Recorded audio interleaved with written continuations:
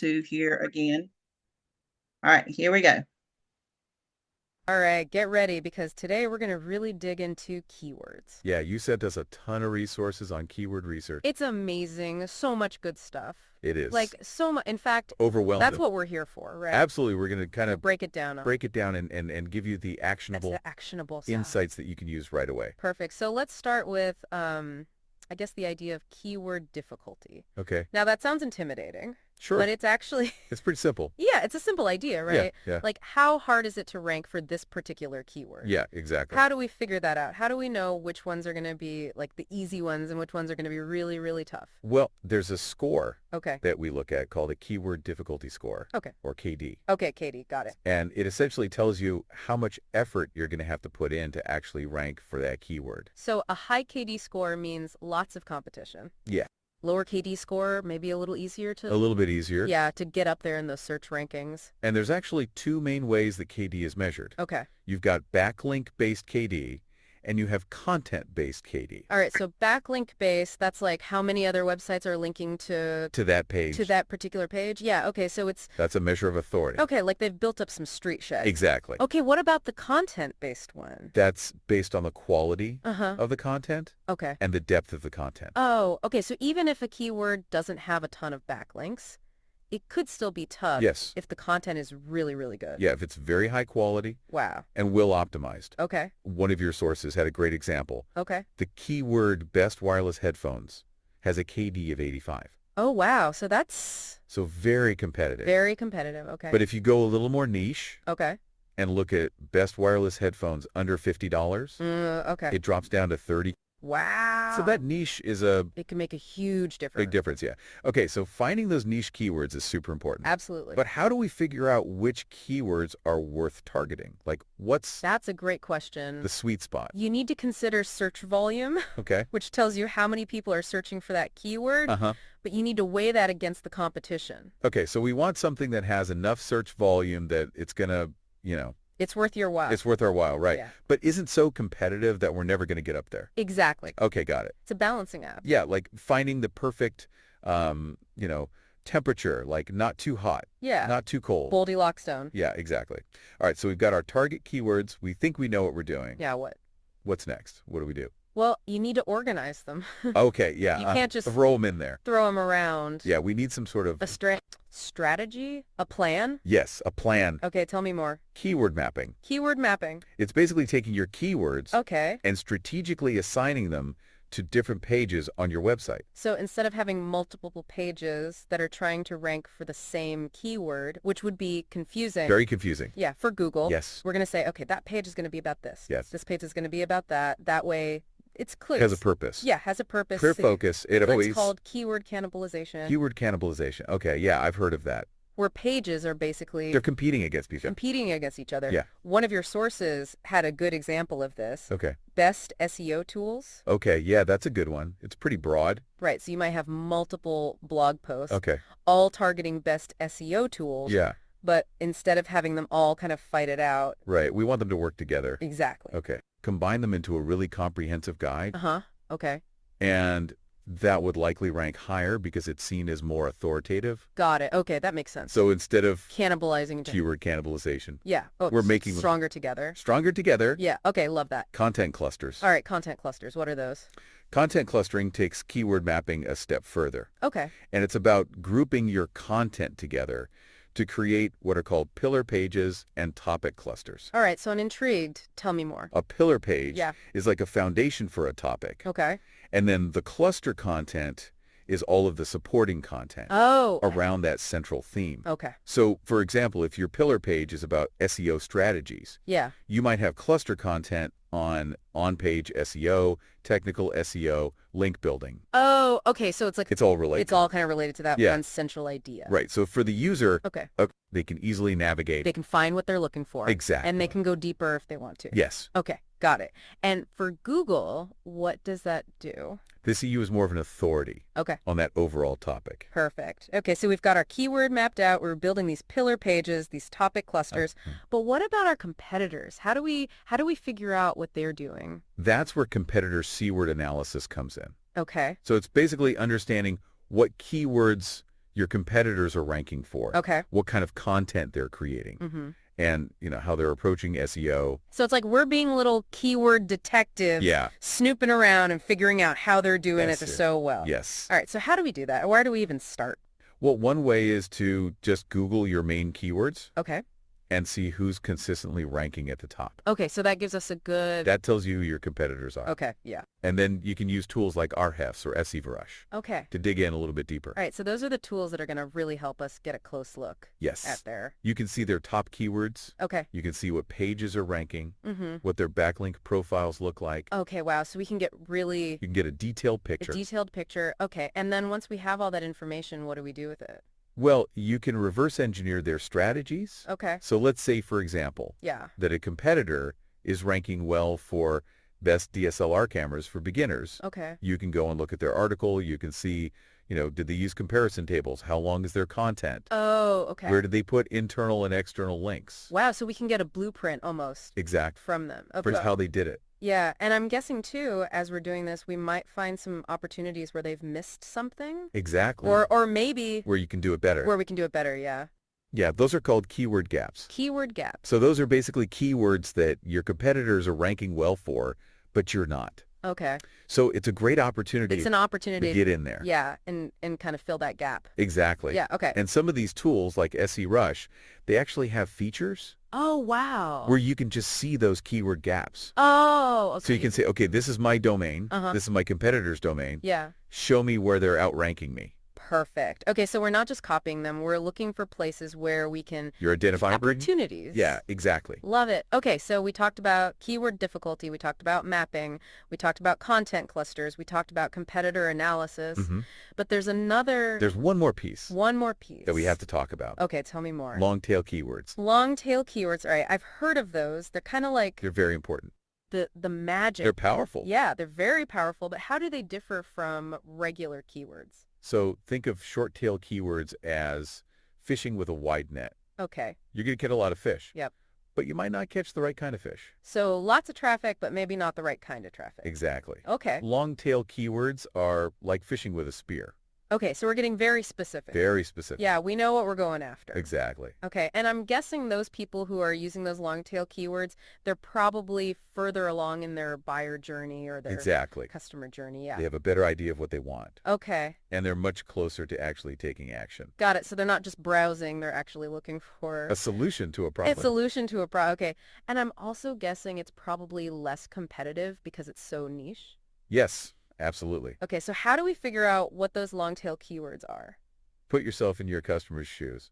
Okay. What questions are they asking? Okay. What problems are they trying to solve? All right. What features are they looking for? So we really have to understand, Understand their intent. yeah, who they are, what they're looking for, Yes. and what words they're using to find it. Exactly. Okay. One of your sources had some great examples. Okay, let's hear it. Instead of targeting weight loss tips, Okay. you could target best weight loss exercises for beginners at home Okay. or healthy meal prep ideas for weight loss. Oh, okay, yeah, that's way more specific. Much more specific. Yeah. And it speaks directly to a certain audience. Right, or in the tech world. Yes. Instead of best smartphone. Right. Very broad. Yeah, we could say best smartphone for photography under $500 or most durable smartphone for hiking and outdoor adventures. Exactly. All right. So combining- specific. Yeah. Their interests, their needs, Yes. maybe even their budget Okay. to come up with these. Awesome. And are there tools?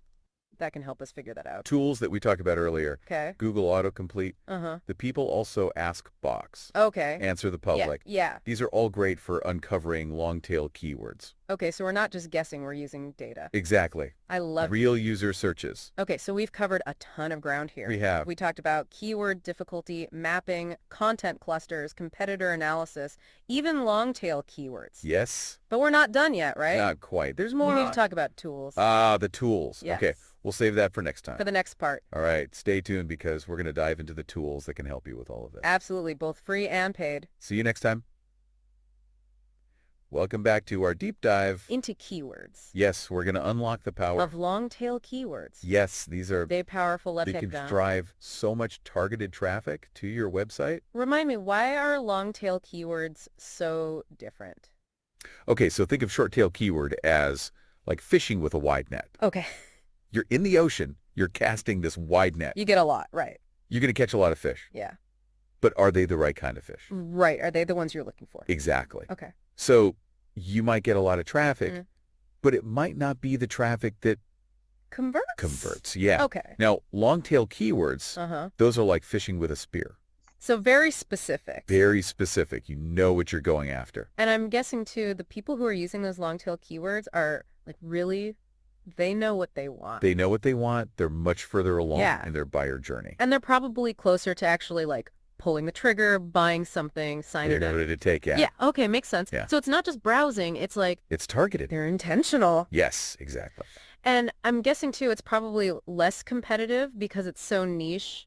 Much less competitive, yeah. Okay, so how do we tap into that? How do we figure out what those long tail keywords are? Think about user intent. Okay, Put yourself in your customer's shoes. okay, What are the questions they're asking? okay. What are the problems they're trying to solve? Yeah. What are the features they're looking for? So we really have to understand who they are, what they want, Understand their intent. and the words they're using to find it? Yes, exactly. Okay, give me some examples. Okay, so instead of targeting weight loss tips, Yeah, that's pretty broad. very broad, Yeah. you could target best weight loss exercises for beginners at home Okay. or healthy meal prep ideas for weight loss. Oh, okay, so much more specific. Much more specific. And speaks to that particular person's needs. Exactly, and it speaks directly to a certain audience. Yeah, or in the tech world instead of best smartphone, Right. which is, again, very broad. Super broad. We could say, best smartphone for photography under $500 or most durable smartphone for hiking and outdoor adventures. Exactly. You're combining their interests, Yeah, their needs, maybe their budget, right. to come up with these really targeted keywords. Okay, now remind me again, what were those tools Yes. that can help us? The tools we talked about earlier, Yeah, Google Autocomplete, okay. the People Also Ask box, Answer the Public. Answer the public. Yeah, those are all great for uncovering long tail keywords. Yes, because they show you what people are actually searching for. So we're not guessing, we're using data. Using data, real user searches, Okay, so we've got our list of amazing long tail keywords. right? How do we use them to actually create content that's going to rank well and attract those people? Well, that's where content writing comes in. Okay, The art and science of okay, creating really high quality, okay. informative, engaging content. But no keyword stuffing or anything like that. No. Black hat SEO? Yeah, we want to stay away from that, right? Google's getting smarter all the time. Yeah. They can see right through that. They can. And they will penalize you. Okay, so we're writing for humans first and then Humans first. Google second. And search engine second. Okay, so provide value to our reader, answer their questions, solve their problems. Exactly. Rankings will come. The rankings will follow, yeah. Okay, and is it just the words on the page or is there anything else we need to think about? Think about the structure, the presentation. Okay, so Make sure it's well organized. headings, subheadings, all that good stuff. Easy to read, visually appealing. Yeah, images, videos, break it up. Exactly. Break up the text. Yeah, make it easy to digest. Exactly. Find that balance Okay, between providing valuable information yeah, and making it user-friendly. makes sense. Okay, what about on-page SEO? What's that? So on-page SEO, Yeah. things like your title tags, Okay. your meta descriptions, your image alt text. Mm-hmm. Make sure you're optimizing those Oh, with your keywords. so we're putting those keywords in there. You're telling Google what your content is about. Okay, got it. So we've created amazing content. Yes. We've, used our long tail keywords. We've done all this on-page SEO. Mm-hmm. Anything else? Are we done? Don't forget about promotion. Oh, right. Promoting your content is just as important Oh, okay. as creating it. So we got to get it out there. Get it out there, share it on social media. Okay. Reach out to influencers, Mhm. engage in online communities. Okay. Maybe even run some paid ads. So you've got to make some noise. Make some noise. Okay. Think of it like a symphony. Okay. You've composed the music, Yeah. but you need an orchestra to play it, Right. and you need an audience to hear it. I love that analogy. Right. Okay, so we've covered a lot of ground here. Yeah. We know why long tail keywords are so important, Mhm. how to find them, how to use them, Yes. but we still need to talk about The tools, the tools Yeah. that can help us with all of this. both free and paid, Stay tuned. We're going to dive into that. in the next part In the next part of our deep dive, welcome back. We've made it to the final part. of our deep dive into keywords. Yes, we've explored keyword difficulty, learned about macking, content clusters, competitor analysis, those long tail keywords. Now it's time to talk The about tools. Yes, the tools, because you can't go on a treasure hunt without the right equipment. Absolutely. You need your tools. We need our maps, our shovels, everything. Your compass. Yes. All of it. So let's start with the free tools. Okay. What are some of the free tools that people can use to get started with keyword research? The first one is Google Keyword Planner. Okay, Google Keyword Planner, that's Google's own tool, right? It is, straight from the source. Okay, so what kind of information can we get from Google Keyword Planner? You can get search volume data. Okay. So that tells you how many people are searching for a keyword each month. You can also get keyword trends and seasonal variations. Oh, okay. So we can see if Halloween costume ideas is really popular in October, Exactly. but not so much in June. Right, so it helps you plan your content calendar. Got it. And it also helps you identify new keyword ideas. Okay. And see how competitive different keywords are. Okay, so Google Keyword Planner, that's a good one to start with. Absolutely, it's a good foundation. Yeah, but what are some of the limitations of Google Keyword Planner? Well, the data is often in broad ranges. Okay. So you don't get precise numbers. Got it. And it's also lacking some of the more advanced features. That you might find in a paid tool. Exactly. Okay, what's another free tool that we can use? Answer the public. Answer the public. Okay, I love this one. It's great. It's so visual. Yes. It's basically like you put in a keyword and it shows you all the questions that people are asking. All the questions people are asking around that topic. So we can really understand what our audience wants to know. Yes, it's very helpful for content ideas. Awesome. And is that one free? It is. There's a free version. Okay, perfect. Which is usually enough for most people. All right, so Google Keyword Planner, Answer the Public. What else? Keywords everywhere. Keyword everywhere. Okay, tell me about that one. That's a browser extension. Okay. And it shows you data like search volume, cost per click, Okay. and competition. As you're browsing. As you're browsing. Wow, that's super convenient. Yeah, very convenient. Okay, so it's like having, a little keyword research buddy. Right there with you? Yeah, right there in my browser. Exactly. Okay, so those are some great free options. Mm-hmm. But let's say we're ready to invest in a paid tool. Okay. What are some of the big players in the paid keyword research space? Ahrefs and SEMrush. Ahrefs and SEMrush. Okay, those are the big ones. Everyone talks about those. They are the industry leaders. So let's start with Ahrefs. Okay. What makes Ahrefs so special? It has a massive database of keywords and backlinks. Okay. Its Keywords Explorer tool is really powerful. Okay. It gives you a keyword difficulty score.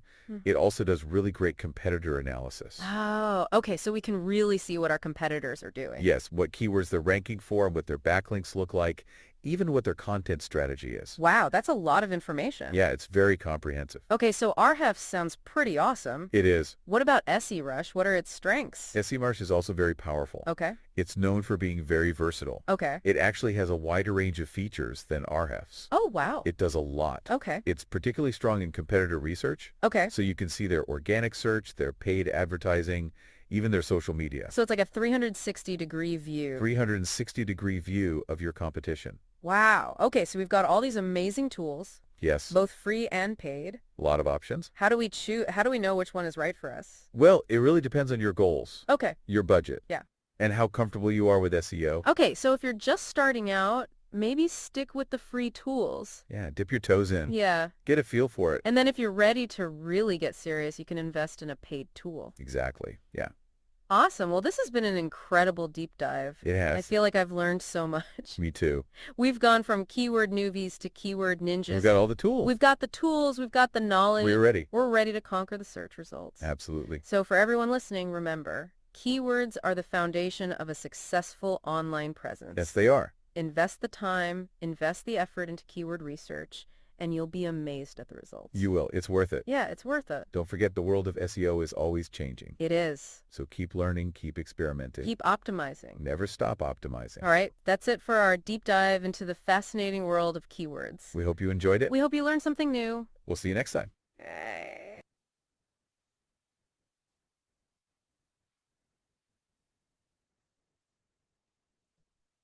So, what do you think?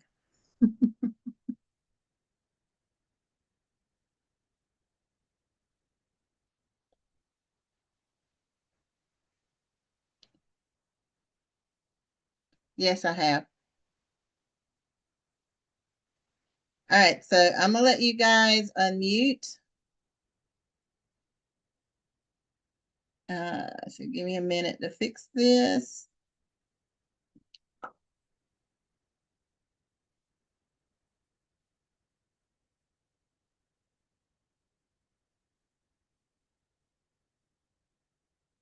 All right, so y'all can unmute if you have any questions about what we went over or what was just said. Okay, Oh, so that see? is Oh, wait a minute. nice. One at a time. One at a time. Ah, Raise your will hand. you raise? Let's mute everybody again and raise your hand. That was a cluster. All right, Mr. William, go right ahead. The very last two paid tools they were talking about, I really didn't hear or understand them. Was it RX and Oh, it's eight. I'm gonna write it in the chat. okay, Because they were pronouncing it correctly, but it's not phonetically correct, if that makes sense. right? It sure does because I didn't understand. All right, so it is AHREF and SEM Rush, and these are the paid.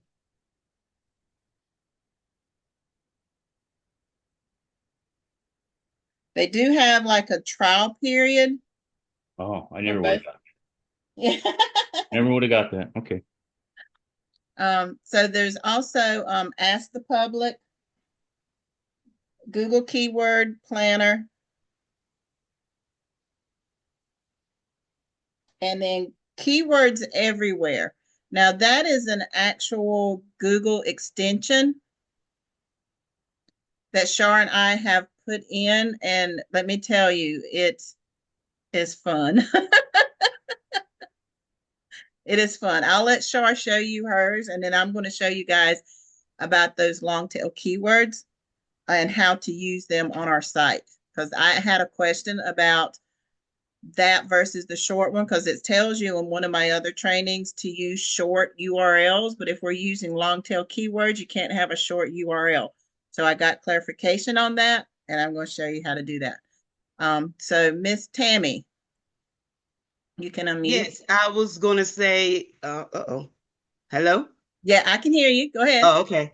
I was going to say, I sent Ashley and Kim a message that if you put this out there for email, because that was a lot of information to take, and I would love to listen to that audio rather again and take more notes. Well, if they're And not on this training, I can't send the email for them to have it. So you'll have to send me your link personally, okay, because only those that are on this training can have that link.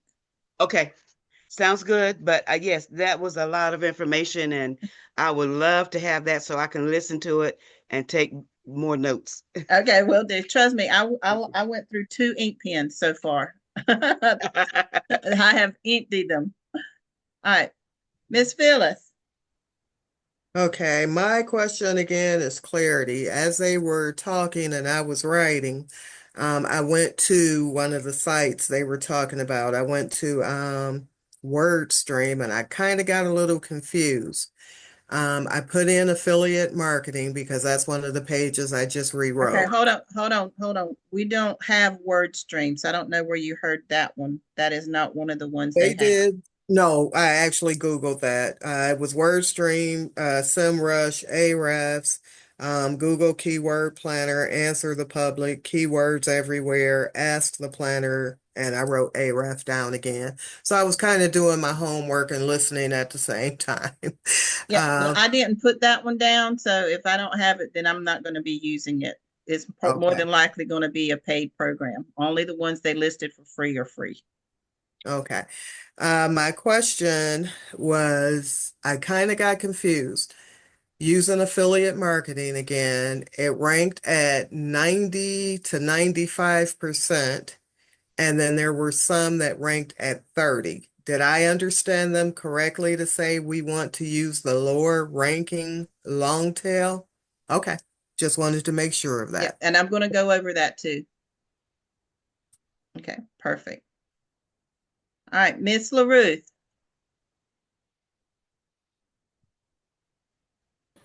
Thank you.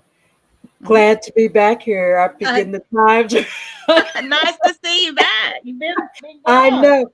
And this right here, when you started out talking about Roy and Stacy, and this just and them talking about that, this just put this in here, and my instructor did one on SEO, and it just sort of like bring it together. I'm still learning though, but but thank you. You're Okay, welcome. I'm trying to put my email in there too. Okay, All right, thank will you. do. Okay. Thank you. Yes, got it. Shard, will you do me a favor and go through the chat and get those emails? Thank you. Yes, All right. yes, ma'am. All right.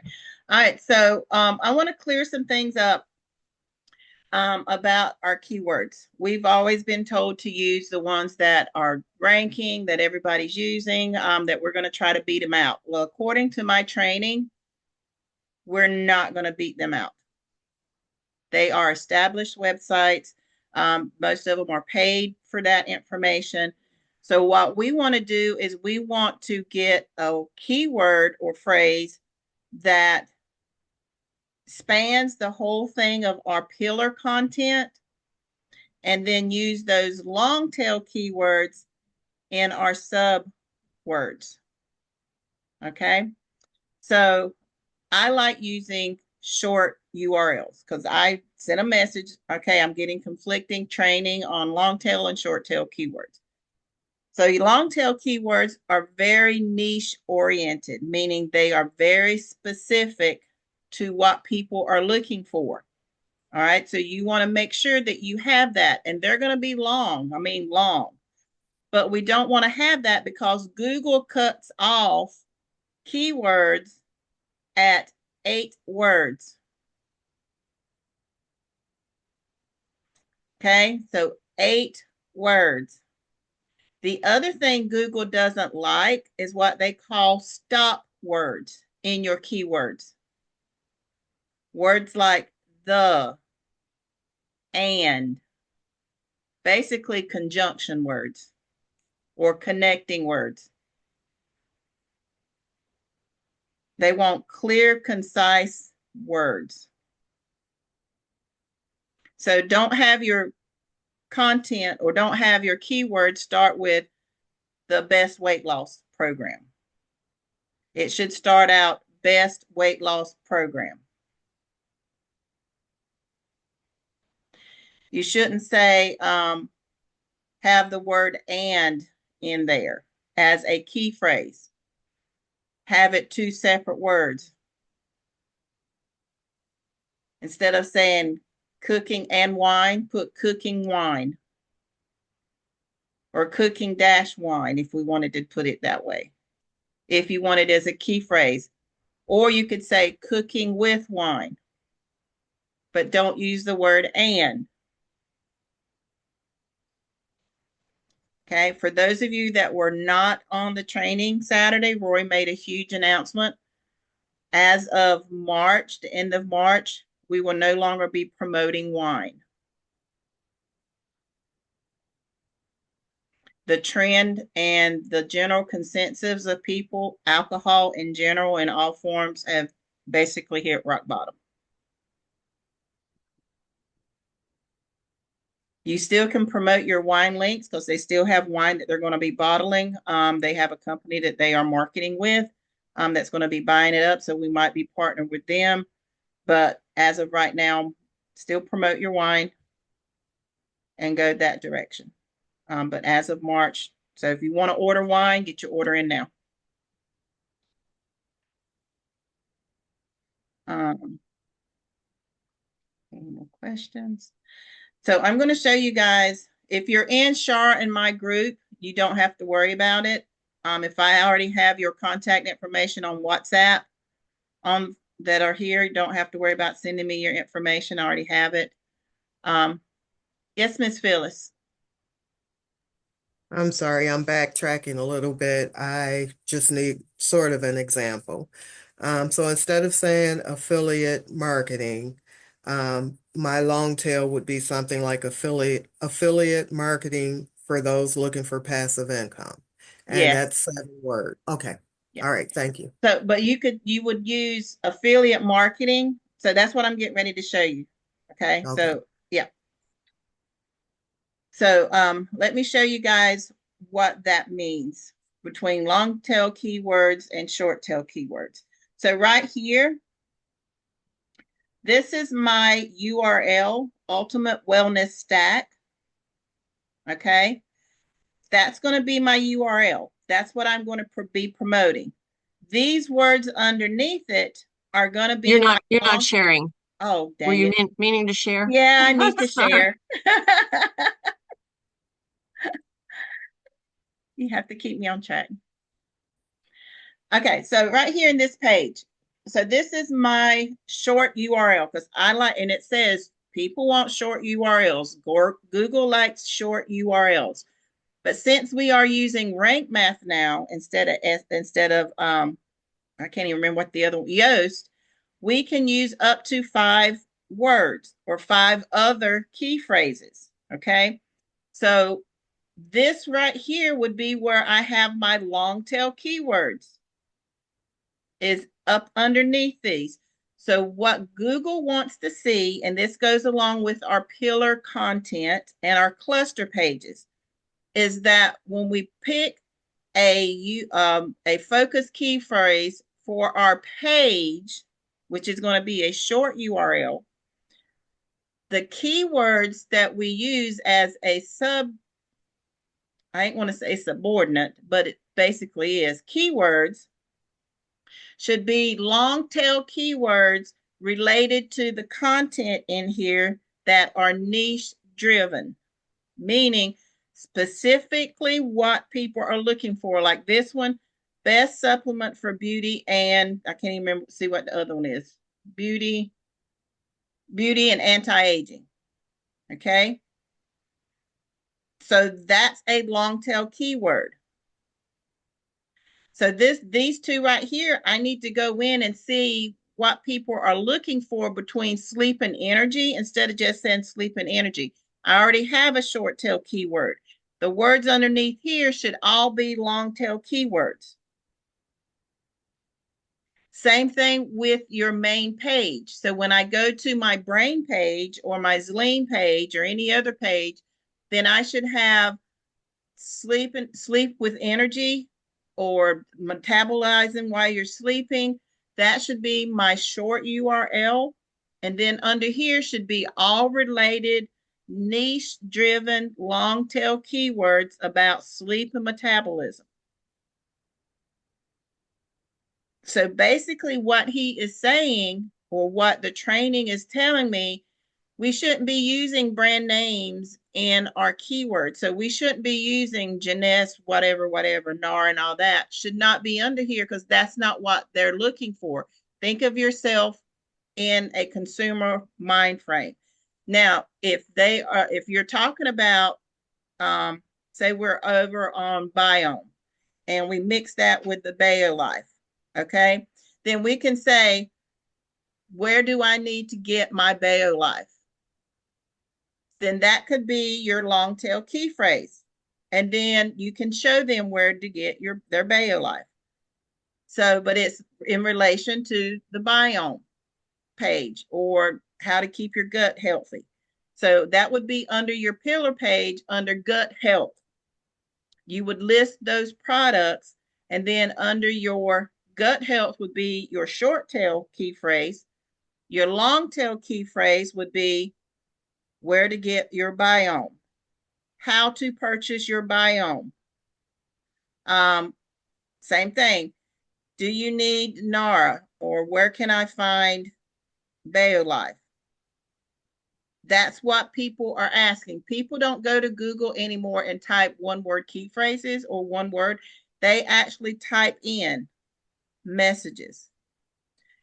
Now, we're going to do a series of training on what I'm learning. And what I learned this weekend just blew my mind. So I'm going to be putting that into play to see how it works and teach you about it for those that are here. Because I got a feeling that it's going to increase our searches because people use their mobile devices all the time to look for stuff, and it's voice activated. I learned all about voice activated advertising this weekend. It's huge. So yeah, so there's a lot to this, guys. But remember, the focus keywords or phrases for your URL. And this is where you're going to go to your rank math under your snippet. This is where you're going to have your permalink. Should be 3 to 4 words. Do not include any symbols or contractions in here. Do not use the word the, and, or anything like that as the beginning of your word, of your permalink. Same thing here. It is case sensitive. So if you put it here in capitalization, it has to be here in capitalization. Your permalinks and your focus key, your permalinks most assuredly are case sensitive. Your keywords are case sensitive. So make sure you are aware of that. If you have uppercase here, you come and put it lowercase here, then it's going to tell you it can't find it. You're not using it. Even though you can see it everywhere, it's all in how you wrote it here. So make sure it's exact. The other thing I want to go over, you heard him talk about is cannibalism of your keywords. Google has really put the hammer down on overuse of the same keyword. Hear what I said? The same keyword. So people have just been going in, placing their keyword where they thought it made sense, where Google's like, you're just blatantly putting it in there. It doesn't go with the flow of your thought process, which is what I've always said. It has to make sense where you put it. But Google's also saying, don't use that same keyword. People are not looking for that keyword all the time. They're not. There's other related keywords called synonyms. They call it in content writing semantics, meaning the same word used differently that has the same meaning. We call them synonyms in Old English. That's what they want you to use. Also, these long tail keywords have to be used. If you put them here, mine's all green, that means I've used them. So your main keyword is not the only word you have to use to get this green and get your score up. The other thing is you don't want your score as high as it can possibly go if you start repeating yourself. Google doesn't like that either. They want your information to be just that, unique information. Do not repeat yourself. Also, even though it says you need 2,500 words to get up there, if it doesn't make sense and you start repeating yourself, don't try to write 2,500 words. You only want it to get green. Just as it always says, you want it to get green. Now, this one right here, you're never going to get because we are not using the AI. The other one right here, sometimes the table of contents, I use it. Sometimes I don't use it. If you have a page that's less than 1,000 words, you don't need to use a table of contents. Roy's not promoting it, so you don't have to use it. But if I got a page that's 2,000 words or more and I need a table of content, I'm going to put it in there. So again, it doesn't affect your score, but maybe 1 or 2%. But then again, it's there. Don't try to get this as high as you possibly can just because you want that word content if it's not good content. You heard them just say it has to be good content, meaning it gives something to the reader. So don't be repetitive. Don't start repeating yourself. If you see you started doing that, or you're changing your topic constantly, you've lost the sight of what your page is about, then you need to stop and go and fix it. Because last week we talked about the different 4 styles of writing that Google wants to see, and that's what they categorize your information in. So you have your information page, and that's exactly what it is you're giving information.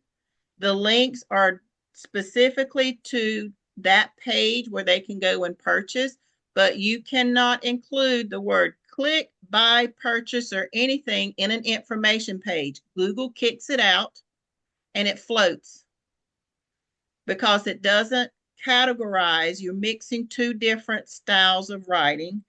Google doesn't know where to put it, so it doesn't get indexed. It doesn't get ranked, and it basically is in a no-fly zone.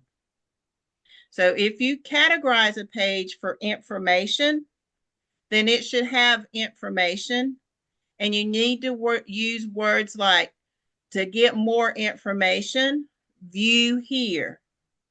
Or you can find more information in detailed information by visiting this page. That's how you do information pages. You should not have the word click here to purchase in an information page at all. And your title should reflect information. So my title in this one is information, because I'm telling them the 9 products that they can use for health, beauty, and weight loss. All this is an information page on the list of products, their benefits, and how to use them. I have links that go directly to the products. Some of them I'm going to have, do you want more information on this specific product? You can visit this link. And I'm going to have it highlighted. They want pictures and videos. If you do end up writing a page of 2,500 words or more, you need at least a picture or video every 250 to 350 words. Or Google says you don't have enough visual aid for the content that you've written.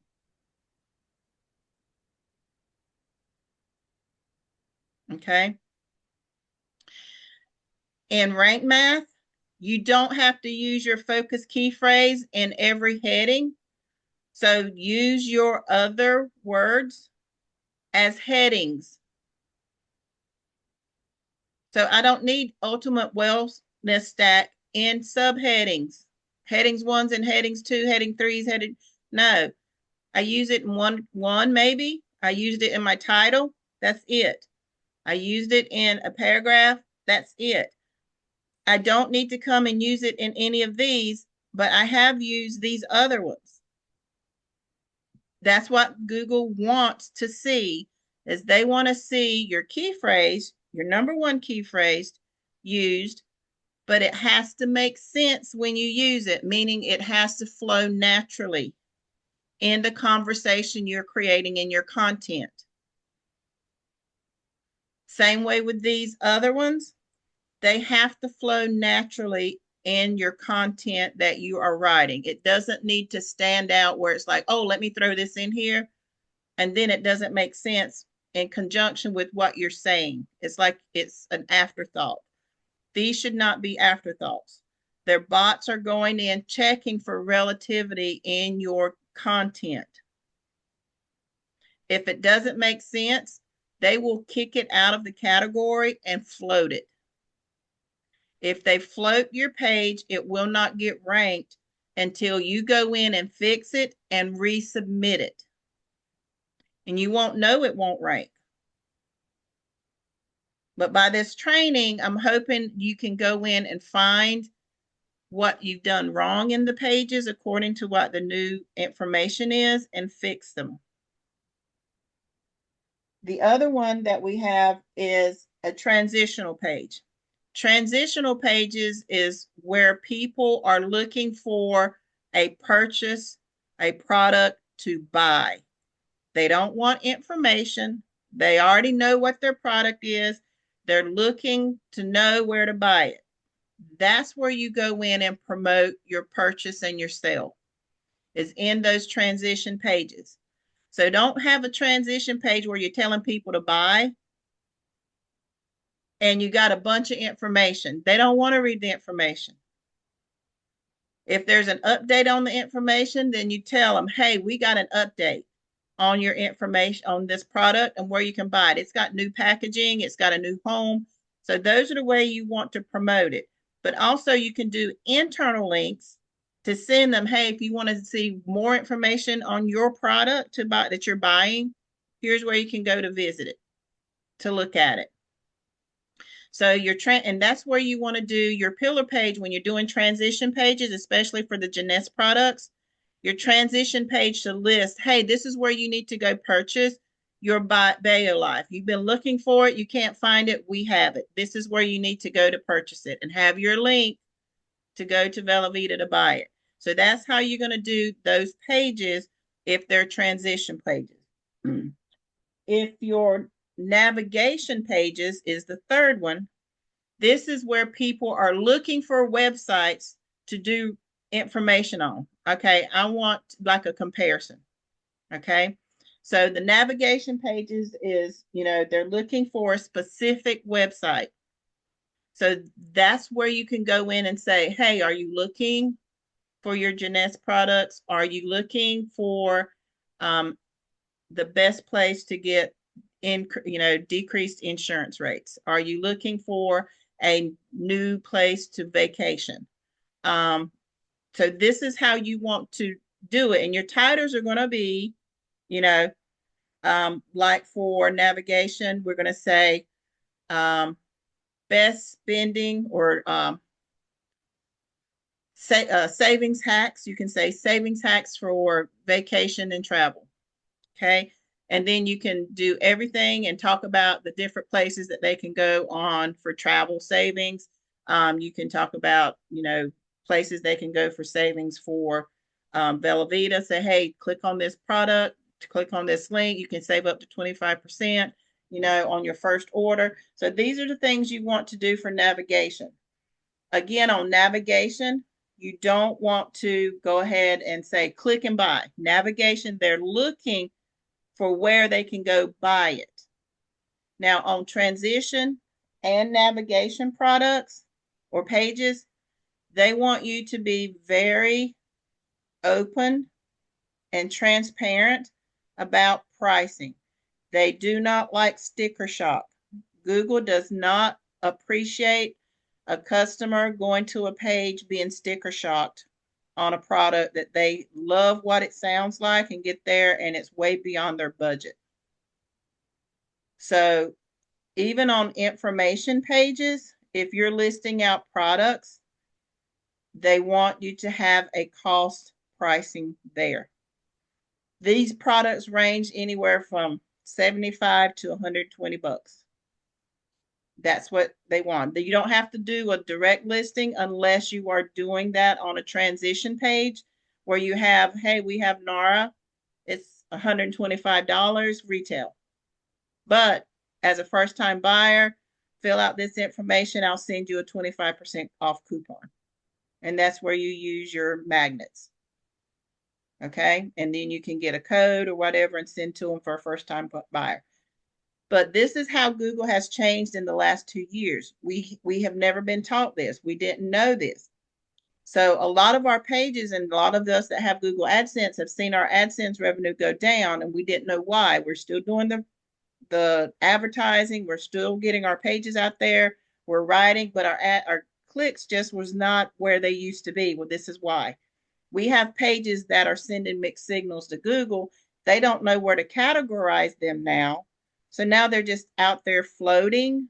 They're not getting ranked. They're not getting views because people can't find them because we haven't set them up properly. So that's why I said just these minor changes, get rid of the keyword cannibalism. Get rid of the same word used 50 million times in a page. Go in and use these long tail keywords as your subordinate key phrases.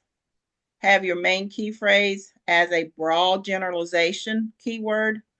And then the 4 underneath it or 5 underneath it should be 1, 2, 3, 4. Yeah, 4 should be your long tail keywords that are going to incorporate your niche audience. Okay. And then there's a question. There's a question from Renee. How many words should there be on a page if you're not including information on the transitional page? So on the transitional page, you still want it to be at least 1,000 words, 700 to 1,000 words. 600 on Rank math is the minimum, but you should write until you at least get this circle green like this. So that's why I said on those transitional pages, since it is a purchase, an offer to purchase page, you can't do that with just one product and get 1,000 words. That's why you want to make, whenever you are creating transitional pages, for those of you that was on Thursday and they asked me that question, as a consumer, I worked in the consumer industry and retail for a number of years. And if I didn't learn, and I even got sent to school, I got sent to classes, all kind of seminars and things to learn about retail and customer activity. Customers, when they come into a store, they don't want to be sold to. They don't want to be talked into anything. Most people, when they come to a retail store, they already have in mind what they want, a general idea. They just want you to help them figure out how to put it together. I was always the number one salesman in my industry. I was in retail clothing. And when people came into me, I would say, what are you looking for? Where are you going? What kind of outfit do you need? What's your price point? How much are you willing to spend? Once I had those out, I was like, okay, let's go. I would pick out the outfit that would be like, well, no, let me show you what we have, and then we'll go from there. That's what customers want. You show them what you have. So bundle things together that work as a unit. So when you are creating transitional pages to sell, then don't just say, oh, we have all these 5, you can mix and match. No, that's not what a customer wants. That's not what a consumer wants. A consumer wants to come to your page and they want to see, oh, I can buy Zling Plus and Youth, and this is the results I should get if I take them properly. Oh, this is how much they're going to cost me if I buy this bundle. Okay, where do I go to get them? That's what I want to see. So when you have a transition page, that's where you go and you create bundles. Here's your bundle for weight loss. Here's your bundle for sleep. Here's your bundle for skin and hair. Here's your bundle for general overall health and wellness, and have your gut health. That's where you go when you put 2 to 3 products together. But here's the key. That could be also your pillar page. And then you're going to block out and say, oh, you want to know more about youth? Read here, and send them straight to your youth page where you've already written and constructed about youth. So that's how all of these pages should be written. Even your information pages, don't just try to concentrate on one thing. You're not going to get 2,500 words that's going to be engaging for 2,500 words. It's going to get boring. You're going to start repeating yourself. So combine things together, make it make sense so that you keep your reader engaged on your page and clicking through your site. Oh, I love the way that gut health thing, that biome sounds. I love the way that sounds. I can take that one product, but I need to know more about it. Send them to your biome page where you've written about biome. Okay. On the cluster page that you just wrote on the transition, you had maybe biome and BioLife and maybe another product there where they didn't like those other 2. Maybe they don't want, something that they got to mix. Maybe they don't want, something they got to take at night. Maybe they want something they can take during the day or can carry around in their purse. That's where you give them those options. Maybe they don't like to take this one. Maybe they want to take the spray. So you want to send them the link, mention both of them in your transition page, but say, hey, you wanted the convenience of maybe just a spray? Let me take you that. And on your brain page, you talk about your brain and you talk about the lights. So again, that could give you, 1,500 words easy without repeating yourself. I always say if you can get 1,000 to 15 words on one product, that's enough. After that, it's going to get boring. You're going to start repeating yourself. You're going to lose your reader. But the visual and the videos go a long way in keeping their interest. Does that make sense? Since I'm sharing screen, I can't see the chat. Oh, let me see.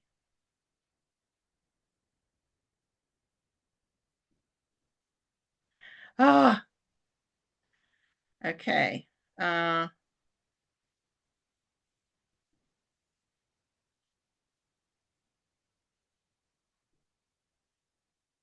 Okay, so yeah, so for those of you that are here, if you're not part of Linda's group, Nell's group, or my group, Nell and Linda, you know who's of your people here. Y'all can send them this link. I'll send it to you guys. But yeah, this will only be for those that are here. And please, you cannot share it outside of those that are here. I will get in big trouble for this. Okay, I've been given permission that whoever's on my training, for my study hall only, can hear what and I'm still not teaching y'all everything because like I said, I'm only on just finished my second course and I've been doing it for 2 weeks now, 3 weeks now. So it's very in-depth, it's very detailed. I'm just giving you guys a little snippets of it, but these little snippets can really go a long way in getting your websites up. So I'm going to stop my share. Thank you, William. So one of the things I do want to make sure we're going to see if there's any questions on what we went over. It's 9 o'clock. This is usually what time we end. I can stay here as long as y'all need me to ask questions, but I don't want to keep anybody, if you have to go, you have to go. So any questions on what we just went over?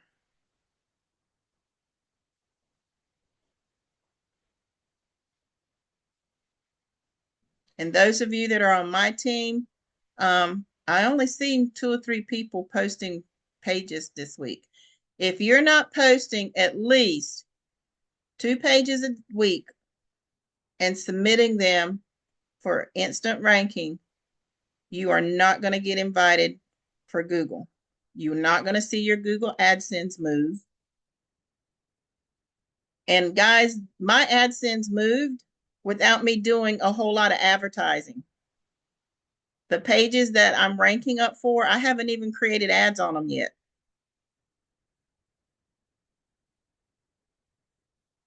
So Google is getting it out there. Why? Because I'm following this protocol. It's getting ranked in the categories it's supposed to get ranked in. And I haven't even advertised because people are searching for it now. I've found the niche that my pages are ranking for. And if you're not doing that, you are missing out on traffic. As long as you got your word count, your green and green, your rank score is above the green. Green gets at 83. I think 83 is where you get a green. When you get that 83 and it's as much as you can do and you're finished, publish it, do your backup, and do instant ranking, instant submission, whether you have Google or not. So Google will rank that page in the proper category so you can start getting traffic. And then I promise you, if you do that for every page you're writing, by the time you get ready to submit for Google AdSense, they already know your account. You're going to get immediate approval because you've already posted all your pages. They're already getting traffic. They're already getting noticed. They don't have to go and search it. They already have. Because you haven't finished your whole website, Phyllis. Your whole website's not complete. That's why I said don't put it in yet. Because then they'll find those pages that you haven't done and you'll get denied. And I don't want that to happen. Your whole website. And see, this is the good thing about Phyllis. She's been doing this. I'm just going to call you out. She's been doing this since day one, since we started this. She's been writing, getting things done, and submitting her pages for instant submission. She got invited by Google to go to Google AdSense and start the process of being submitted for Google AdSense. So she's got her code already, but she has not finished her website. So if she puts it in there, then the pages she has not finished will get a bad review, which will reflect on her whole site, which I don't want to happen. That code's not going to go anywhere. For 6 months, it's good. So as long as we get her whole site finished in the next 6 months or 5 months since she got it, and then she uses it, that's just going to help her get more because the more pages she puts out there, That's just more that Google's already going to see. So when she does put that code in there, they already know her site. She should not get denied. But if she goes and does it now, she will get denied because her site is not completely finished. She hasn't modified all of her pages, or she hasn't written at least 5 to 10 brand new pages that are completely her own content, not remodified words, pages. So that's why I told her, no, not yet. When she says, hey, I've completely modified my site, I've added 5 to 10 new pages, she's already indexed them all, I'm going to say, put your code in, wait 2 weeks, and you'll be done. Good. All right, so Mr. William. Okay, I've been using a spreadsheet to keep track of, when I'm ready to apply. You just blew all my numbers out of there. Thank you. So please redo that. But you mentioned on the pages there's 4 types. I swear you didn't tell us anything about was it investigation or Yeah, instigation? commercial investigation. Yeah. So commercial investigation is the one I love because that's literally where you doing a comparison and contrast with your competitor. Oh, okay. All right. And that's where you're going to use charts and graphs and statistics, which, me being a K, I love. I'm going to research it. But what you do on those particular pages is you're going to get your top 3 to 5 competitors that are ranking in the same space you want. And you're going to use an analysis with your product and their product, pros and cons. And you're going to use full disclosure. Don't hide anything. Okay. So it's And like a that's race where, to get the spot. yeah, and that's where Chat GPT comes in, guys. Have them put in the 4 companies or 5 companies in your company and the product that you want to rank, and make sure it's a very similar product, that it's almost identical. And tell them you want graphs, charts, and views and opinions about these products that is out there for them to see. And you're going to put that in there and ask it for sources. Because according to Google, since the information's already out there, it's out there for the public to use. You can use it as long as you cite the source without modifying it. And they don't want you to modify on these types of pages. So when you're using a commercial investigation page, you have to use your testimony or someone you know's testimony as your content. It's got to be personal information. And then all of your backup is going to be information that you have gathered from the internet and from that company itself. So no bias. Do not change those facts. Got it. So if you use a graph and it has wording in it, that wording better be exactly, because that's where it all came from.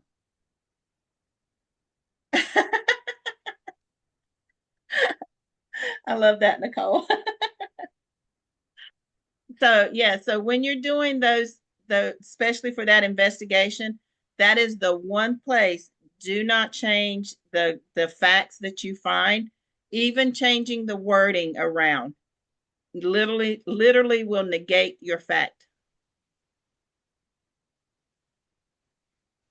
Okay. Rochelle, you had a question. You took your hand down. You can ask, baby. Girl, I'm going to talk to you. No, he already asked it. I mean, I had the 3, and so the 4th one was the commercial investigation. Mm-hmm. I like that. Yes, thank you so much. This is so phenomenal. I am like just busting at the seams right now. So thank you, thank you. You're Thank welcome. you. You're welcome. So guys, just to reiterate, like I said, I have not slept much in the last 3 weeks because I am literally learning as I'm going. Let me stop this recording because this is not what people need to hear.